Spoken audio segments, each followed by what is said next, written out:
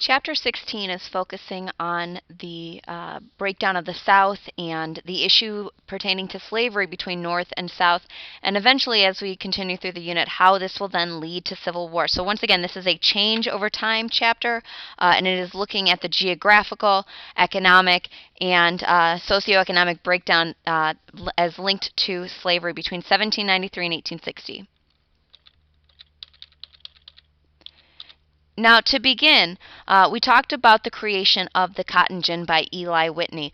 With this invention of the cotton gin, cotton is king. There is pretty much nothing else being grown in major parts of the South other than cotton, simply because of how quick the profits were with growing cotton. Now, using that invention, they can easily separate the seeds from the cotton, and so Southern plantation owners are able to turn a very quick profit. And with this, obviously, the reinvigoration of slavery occurs.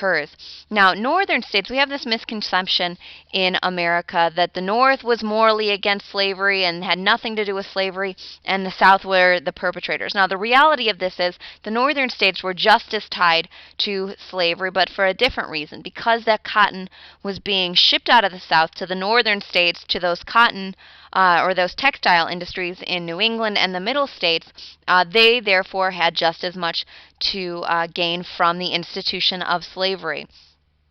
We see the Cotton Kingdom primarily focused around the Gulf states or the Deep South, simply because the soil was still good. It hadn't been destroyed yet from years and years of growing of other crops.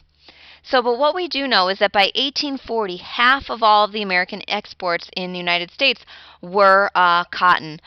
We accounted for half of the world's textiles, and 75% of the cotton that the world was using was coming from the American South. This is a huge thing, particularly since the United States is selling so much cotton to Great Britain. Now, many Southerners believed, and this will become more apparent as we get closer to the Civil War, that since Great Britain was so reliant on America's cotton, that should war break out between the North and the South, many Southerners felt that the British would come to the Southerners' aid.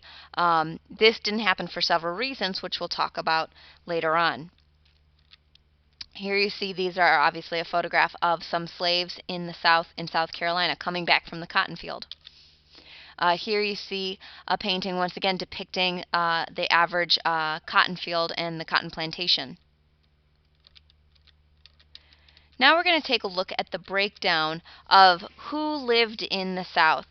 Pretty much the South was considered an oligarchy. And if you're not familiar with this term oligarchy, it means governed by the few.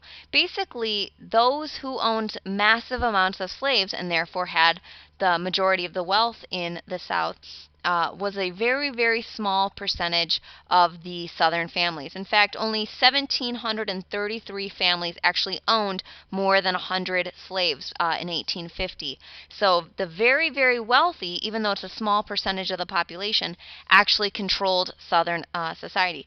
We have this image once again in our mind of Southern society as this Gone with the Wind era, and everyone lived on a plantation and everyone was sitting on their front porches drinking mint juleps. That's not the reality. But for that small percentage of Southern society that was their life, they essentially acted as the political and social elite in the South because their children didn't have to work the farms. They had enough money to send their children to private schools. They could afford a life in politics because the family farm was being run by slaves back at home. So they were still having an income without actually really having to do much of the work. So this class division that we start to see developing in the South, whereas in the North it's based on who owns businesses and whatnot, in the South it's based on who owns slaves. This growing class division. And add to the fact that some of the poor Southerners really didn't receive a lot of education, only sought to widen that division within the South. Now, two major authors at this time, Sir Walter Scott, who I'm pretty sure was a British writer, looked at Southern society and idealized it in his writing. He looked at it almost like the old feudal days back in Europe, like a perfect society under King Arthur. But according to Mark Twain, obviously an American writer, he called this a sham society. He said Sir Walter Scott's writing about a society that he knows nothing about, that this isn't actually the reality for most Southerners, that most Southerners aren't living this charmed life. We also see major gender divisions when it comes to slavery in the South. We see a division between white and black, and many white women in the South really did not back the abolitionist movement simply because they also benefited from slavery as well. And they didn't back the women's movement because oftentimes the women's movement was linked to this abolitionist movement. Here you see a breakdown of the amount of families that own and who own slaves. If you notice, the majority of them maybe owned 2 to 4, but a lot of them really didn't own many at all. This is our first map. We see the distribution of Southern cotton production in 1820. Still very slow growing, not very big in the 1820s. And then also notice in the bottom map how it starts to grow by 1860. Once again, breaking it down in the deep South by county, where the primary focus of that cotton kingdom is. So as I mentioned before, a major reason why the South is focusing on this one cash crop is because of the amount of money they can make from it. But because the profits are so amazing and because they are so quick, the farmers aren't too worried about crop rotation. They're not too worried about diversifying their crops. And so this leads to land butchery. The soil is worthless in many parts of the South simply because they are not rotating their crops to allow for a regeneration of the nutrients in the soil. We also see small-time farmers being pushed out to larger plantations to add to this one cash economy, similar to what we saw during the colonial era in the West Indies with sugar growers, that there's so much money to be made growing cotton in the South. Why would you grow anything other than that pretty much? This becomes a one-crop economy in major areas of the South. We also see Southerners focusing on the speculation of both land and slaves as well. So we've already talked about speculation, this idea I can make a lot of money if I buy whatever commodity at a low price and sell it at a high price. Well, when you are talking about slave speculation, this is a very risky endeavor. Sure, you can make a lot of money by buying a male field hand and selling him off at a higher price or raising a child, I guess, from infancy and then selling him off as a grown adult. But once again, this is a risky endeavor because you're talking about human lives here. And there's a lot of possibility that that person could die, they could run away, etc., and then you are out of the money. But there is money to be made in slave speculations, considering a strong male field hand could go $1,200, $1,600, even $1,800, which is a substantial amount of money in today's economy, probably $25,000 to $30,000 in today's money.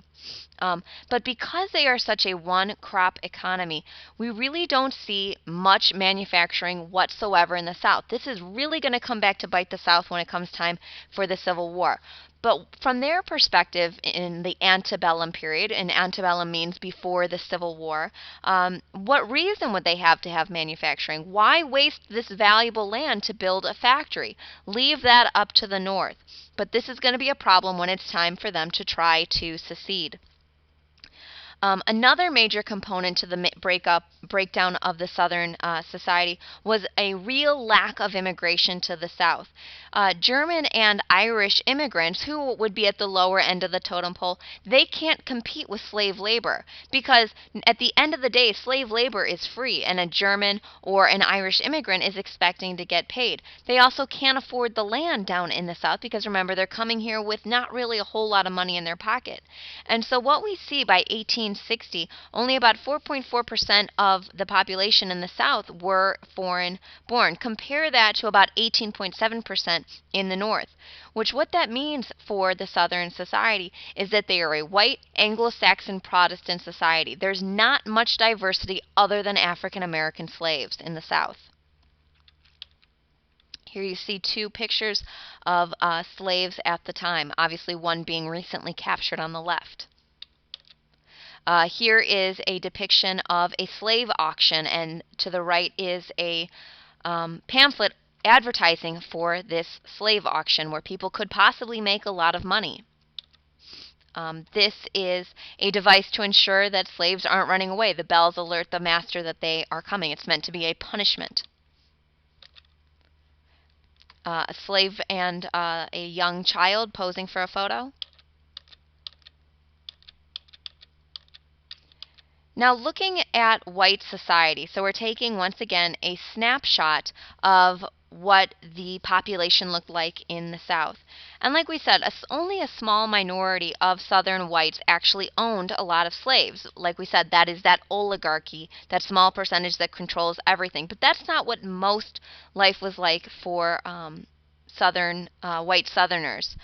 Most of the families at this time either owned a couple of slaves or didn't own any slaves at all. Most actually not owning any slaves at all. 3/4 of them owning 0 slaves. These people who were known as the poor white trash or rednecks because they had to work out in the fields and God forbid their necks get red from the sun, were absolutely looked down upon by those higher up in society, those that had had some more social mobility, that owned slaves. Yet at the end of the day, many of these people in the South who didn't own any slaves actually still fought during the Civil War to preserve the institution of slavery. But the question is, why? Well, there are several reasons why people who don't benefit whatsoever from slavery would still fight to preserve this institution. First and foremost is the issue of racial superiority. I might be at the very bottom of the barrel. I might be the worst of the worst white people in the South, but at least there's still somebody below me. It makes me feel better about myself that I am still above somebody else within Southern society. And also add to the fact that slavery in the South to many was that American dream, the way to make it. So even if I don't own slaves now, there is the possibility that someday I might be able to, work hard enough, make enough money, and own slaves. That this is a way to achieve that American dream for many of these poor white trash living in the South without slaves. One major area, though, that we have to pay attention to, because this is going to be important later on during the Civil War, is from these isolated mountain whites. There's a strip of land in the Appalachian Mountains from western Virginia, which today is West Virginia, through northern Georgia and into Alabama that were isolated in the Appalachian Mountains. They really didn't have much cause to have any slaves. In fact, the land that they're living on, there's not much room for huge plantations anyway.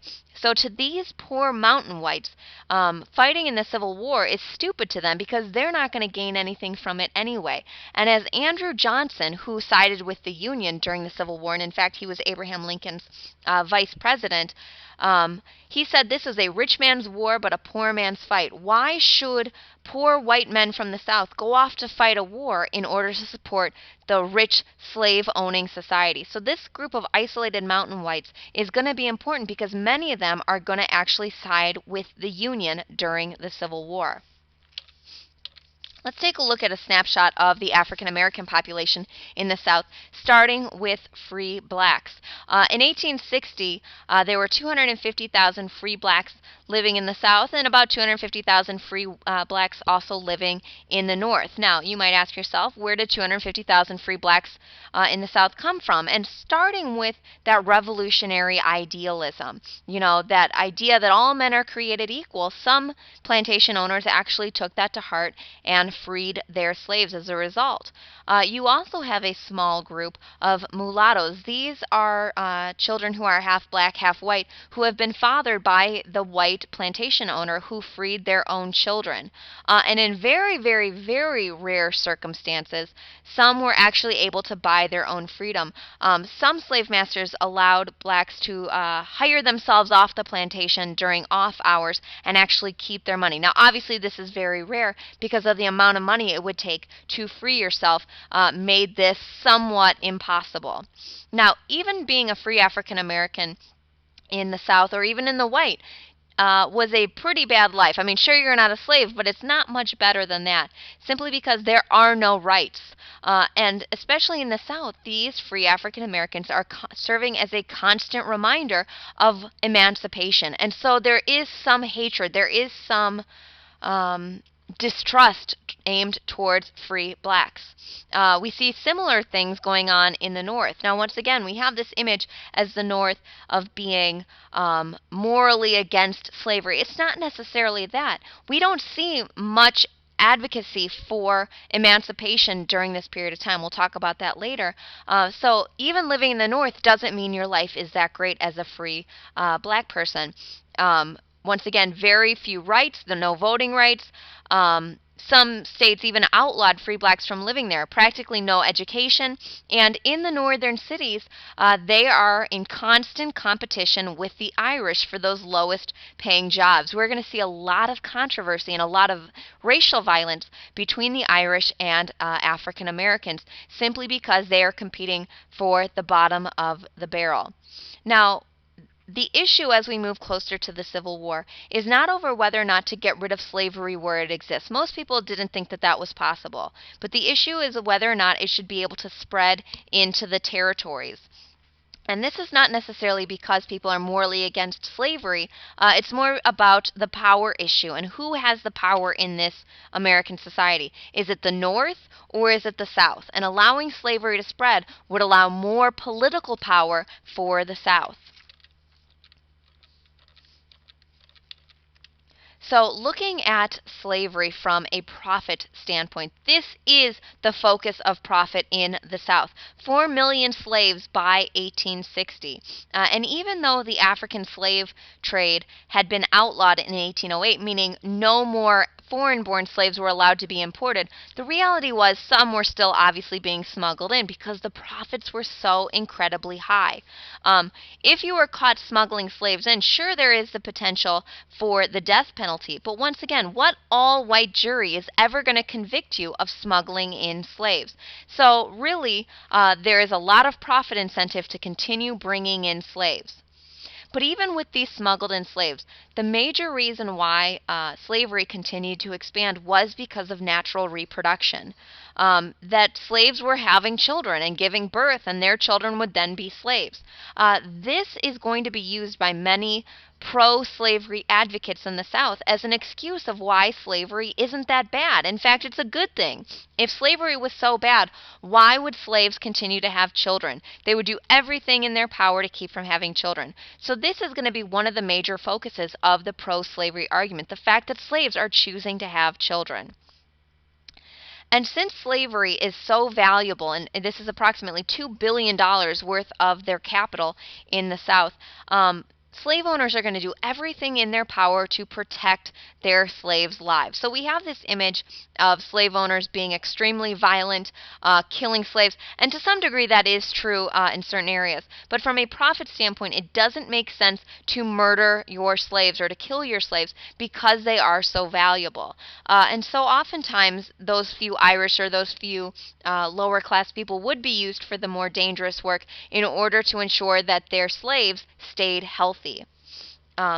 The Deep South, or that Cotton Kingdom, is really the focus of the epicenter or the major focus of slavery in the South. And in many of these states, slaves actually account for a majority, if not a near majority, of the population there, just because this is where the major focus of cotton is being grown.